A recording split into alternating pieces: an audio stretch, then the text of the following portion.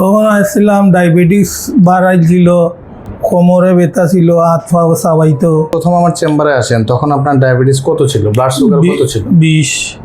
এখন আপনার এই 1 মাস চিকিৎসা নেওয়ার পরে এখন আপনার খালি পেটে ব্লাড সুগার কেমন আসে?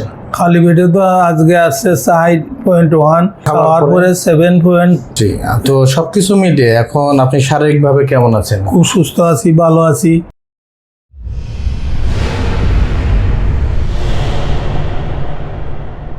আসসালামু আলাইকুম, আমি doctor HM Mahbubur Rahman, physician, USA health care centre Sylhet. আজকে একজন সম্মানিত মুরব্বী আমার বাবার বয়সী উপস্থিত আছেন। আসসালামু আলাইকুম বাবা, আপনার কি নাম?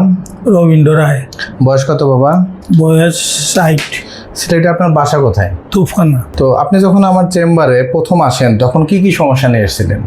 তখন আসছিলাম, ডায়াবেটিস বাড়াইছিল, কোমরে ব্যথা ছিল, হাত পা চাবাইতো, ওগুলা নিয়ে আসছিল।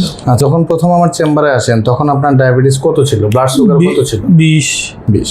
তো আমরা আপনার ডায়াবেটিসকে কন্ট্রোল করার জন্য কোনো রকম ইনসুলিন দিয়েছিলাম কিনা? না, ইনসুলিন লইছি না। তো এই প্রথম দিন থেকে শুরু করে আজকের দিন পর্যন্ত সর্বমোট কতদিন আপনি আমার সাথে চিকিৎসা নিলেন? সর্বমোট 35 দিন। 35 দিন হয়েছে। এখন আপনার এই 1 মাস চিকিৎসা নেওয়ার পরে এখন আপনার খালি পেটে ব্লাড সুগার কেমন আসে?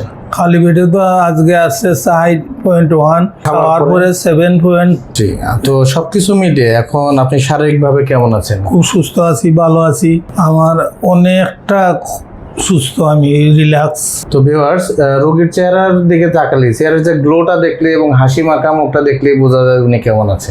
যদি ওনার সমস্যা থাকতো তাহলে এটা বোঝাই যেত যে এটা ফেসের দিকে তাকালেই আসলে শারীরিক অবস্থা কেমন, ফেস দেখেই সেটা বোঝা যায়। আবারও কোনো সফলতার গল্প আপনাদের সামনে উপস্থাপন করবো। সবাই ভালো থাকবেন, সুস্থ থাকবেন। আসসালামু আলাইকুম।